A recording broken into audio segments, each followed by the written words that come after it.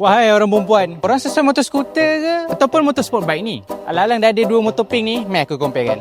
Dari segi spek kan, aku malah nak cakap, perempuan ni bukan tahu pun. Kalau untuk cc motor skuter ni kan, 125cc, sport bike tu 150. Kira motor tu laju lagi lah. Itu je lah benda nak bagi korang senang faham kan.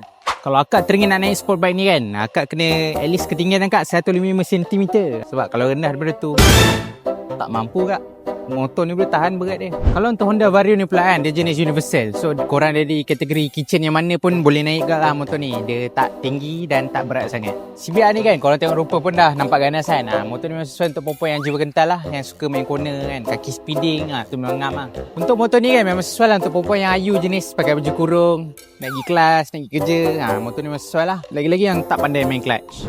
Kalau untuk buat maintenance dia pula kan, untuk yang sport bike ni agak keras sikit lah sebab tayar dia dalam 5,600, minyak hitam, sprocket, rantai, standard lah barang sport bike kan. Kalau untuk skuter ni pula kan, memang murah lah, cc dia 125. Just tukar belting, tayar pun murah. Tukar apa? Tukarlah apa yang kau nak.